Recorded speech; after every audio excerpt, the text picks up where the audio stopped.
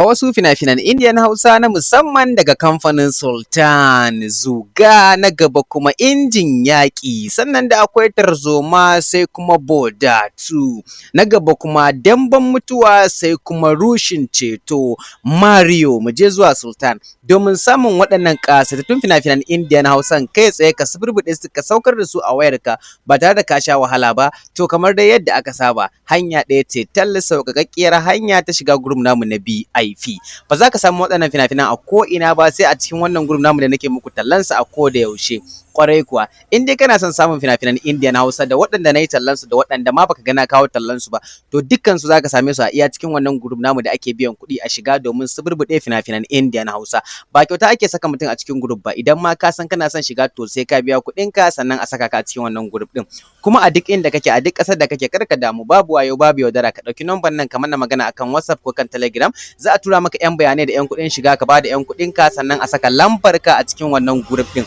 Da zaran ka biya kuɗinka aka saka ka a cikin wannan group ɗin, to duk wasu fina-finan Indian Hausa da suka fita a baya ma baka same su ba, na da na yanzu, sababbi da tsofaffi, to dukkansu za ka same su a cikin wannan group ɗin. Kuma daga kowanne kamfani da ka san yana fassara fina-finan Indian Hausa, ba wai iya na Sultan ba, Algaita, Sultan, Yusuf Zamani, Mega, Dilo, Fikira, Al Hussein da ma dai sauran kamfanonuwan da suke fassara fina-finan India, to muddin ka zo aka saka ka a cikin wannan group ɗin, za ka ci gaba da suburbuɗe fina-finan Indian Hausa kowaɗanne kala. A maimakon ka tsaya ɓata kanka lokaci akan YouTube ko kan Bidimit kana neman Indian Hausa ba ka samun su, sai dai kai ta ganin tallace-tallace da baka gane ma'anansu, to gaskiya nesa ta zo kusa. Ina 'yan downloading, ina masu kallon ɗaya-ɗaya, wannan damar taku ce. Kwarai kuwa, wannan damar taku ce. Da zaran an saka ka a cikin wannan group ɗin fina-finan Indian Hausa, sai dai kai ta saukar da duk wanda kake so, kuma ka tura ma duk wanda kake so ka tura ma, sannan za ka iya ci gaba da kallon fina-finai a cikin group ɗin idan baka buƙatar ka saukar. Kwarai kuwa.